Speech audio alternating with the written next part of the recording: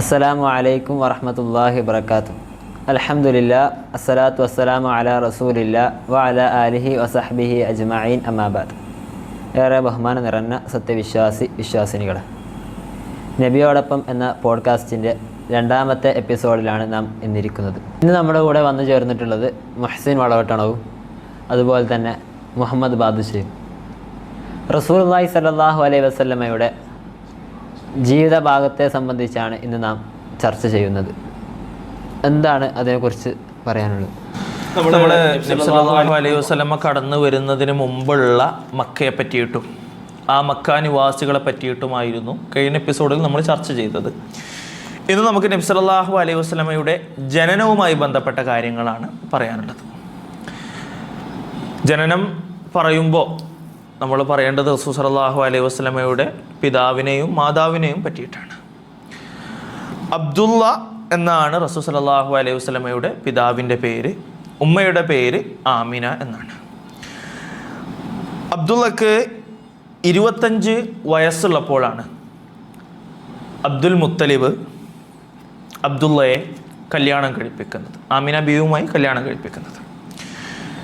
അങ്ങനെ കുറച്ച് കാലങ്ങൾക്ക് ശേഷം ഷാമിലേക്ക് ഒരു കച്ചവടത്തിനായി അബ്ദുൽ മുത്തലിബ് അബ്ദുള്ളയെ അയക്കുകയാണ്. ആ പോകുന്ന സമയത്ത് റസൂൽ സല്ലല്ലാഹു അലൈഹി വസല്ലമ ആമിന ബീവിയുടെ വയറ്റിലാണുള്ളത്, ഗർഭിണിയാണ് ആമിന ബീവി. അങ്ങനെ ഷാമിലേക്ക് കടന്നുപോയി കച്ചവടത്തിന് പോയി തിരിച്ചു വന്നപ്പോൾ അബ്ദുള്ളയെ എന്ത് ചെയ്യാൻ കഴിയുന്നില്ല, കച്ചവട സംഘത്തിൽ കാണാനില്ല.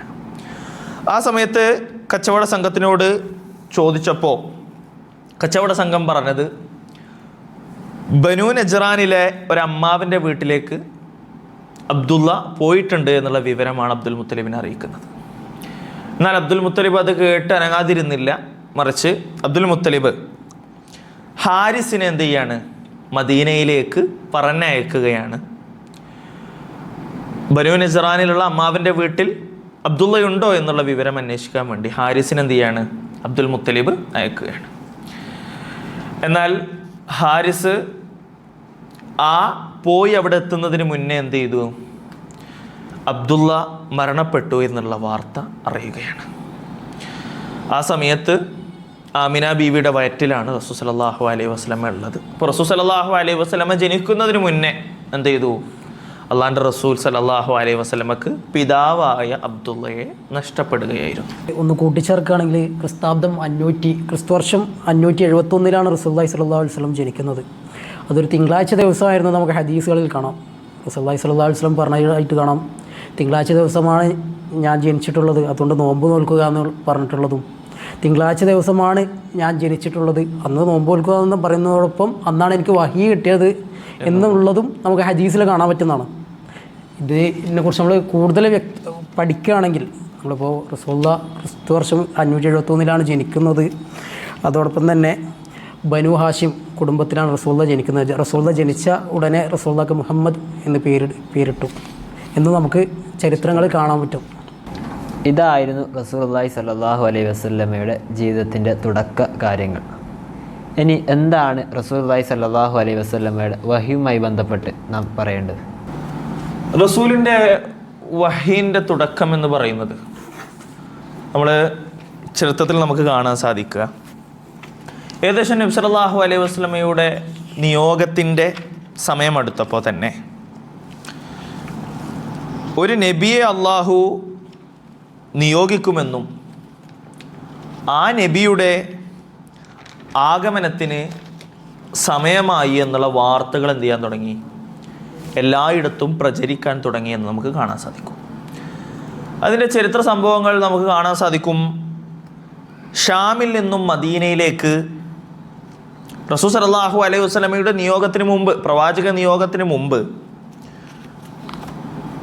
ഒരു ഇബ്നു ഹൈബാൻ എന്ന് പറയുന്ന ഒരു വ്യക്തി ഷാമിൽ നിന്നും മദീനയിലേക്ക് കടന്നു വന്ന് ജൂതന്മാരോട് പറയുന്ന ഒരു സംഗതിയുണ്ട്, ഒരു നബി പ്രത്യക്ഷപ്പെടാനുണ്ട്, ആ നബിയെ പിൻപറ്റാനാണ് ഞാൻ വന്നത്. അതായത് റസൂൽ സല്ലല്ലാഹു അലൈഹി വസല്ലമയുടെ ഒരു 40 വയസ്സ് ആ നുബുവത്തിൻ്റെ സമയം. ആ സമയത്ത് ആ നാട്ടിൽ മുഴുവനും പ്രചരിച്ചിരുന്നു എന്ത്, ഒരു നബി വരാനുണ്ട്, ആ നബിയെ പിൻപറ്റാനാണ് വന്നതെന്ന് ആര് പറഞ്ഞു? ഇബ്നു ഹൈബാൻ എന്ന് പറയുന്ന ഒരു വ്യക്തി പറയാം. ഇതേപോലത്തെ സംഭവം, ഇതേ ആശയത്തിലുള്ള സംഭവം സൽമാനുൽ ഫാരിസി എന്ന് പറയുന്ന വ്യക്തിയുടെ കാര്യത്തിലും ഉണ്ട് എന്ന് നമുക്ക് ചരിത്രങ്ങളിൽ പഠിക്കാൻ സാധിക്കും. ആ നുബുവത്തിൻ്റെ വഹീൻ്റെ തുടക്കമാവുമ്പോഴേക്കും നബി സല്ലല്ലാഹു അലൈഹി വസല്ലമ ആളുകളിൽ നിന്ന് മാറി ഒറ്റയ്ക്ക് ഇരിക്കാൻ ഇഷ്ടപ്പെട്ടിരുന്നു. ഒറ്റയ്ക്ക് ആരുമില്ലാതെ ഇരിക്കാൻ റസൂൽ സല്ലല്ലാഹു അലൈഹി വസല്ലമ ഇഷ്ടപ്പെട്ടിരുന്നു. ഓരോ വർഷത്തിലും റമളാനിൽ നബി സല്ലല്ലാഹു അലൈഹി വസല്ലമ തനിച്ചിരിക്കാറുണ്ട് എന്ന് ചരിത്രങ്ങളിൽ നമുക്ക് കാണാൻ സാധിക്കും. അതായിരുന്നു വഹീ ലഭിക്കുന്ന, വഹീൻ്റെ തുടക്കം എന്ന് പറയുന്നത്, വഹീ ലഭിക്കുന്നതിന് മുമ്പുള്ള അവസ്ഥകൾ എന്ന് ഉള്ളത്. ഇപ്പോൾ റസൂലുള്ളാഹി റമളാനിൽ ഒഴിഞ്ഞിരിക്കുമായിരുന്നു എന്ന് പറയുമ്പോൾ റസൂലുള്ളാഹി സ്വല്ലല്ലാഹു അലൈഹി വസല്ലമക്ക് 40 വയസ്സ് ഉള്ളപ്പോഴാണ് നുബുവത്ത് ലഭിക്കുന്നത്.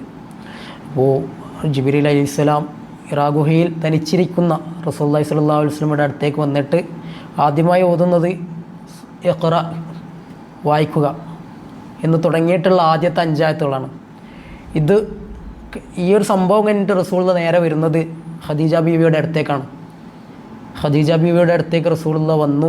ഖദീജ പേടിച്ച് വിറങ്ങലിച്ച റസൂലുള്ളാഹിയെ കൂട്ടി ഖദീജ ബീവി നേരെ പോകുന്നത് അമ്മാവൻ്റെ അടുത്തേക്കാണ്. നമുക്ക് ചരിത്രത്തിൽ ഈ സംഭവം നമുക്ക് കാണാൻ സാധിക്കും. അമ്മാവൻ്റെ അടുത്ത് എത്തിയപ്പോഴാണ് ഇങ്ങനെ വഹി ഇറങ്ങിയതാണെന്നും നബിയായിട്ട് നുബുവത്ത് ലഭിച്ചിട്ടുണ്ടെന്നും ഉള്ള കാര്യങ്ങൾ നബി സല്ലല്ലാഹു അലൈഹി വസല്ലം അറിയുന്നത്.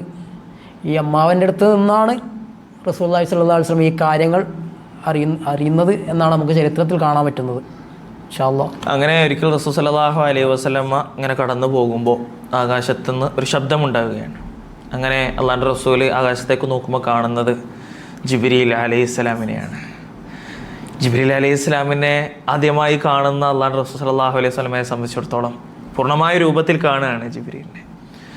ആകെ പേടിച്ചു വിറച്ചു നേരെ ആരുടെ അടുത്തേക്ക് ഓടുകയാണ്? ഭാര്യയായ ഖദീജ ബീവി റളിയല്ലാഹു അൻഹയുടെ അടുത്തേക്ക് ഓടിപ്പോവുകയാണ്. ഓടിപ്പോയിക്കൊണ്ട് അള്ളാഹുവിൻ്റെ റസൂൽ പറയാണ്, സമ്മിലൂനി സമ്മിലൂനി, എന്നെ പുതച്ചുമൂട്, എന്നെ പുതച്ചുമൂട്.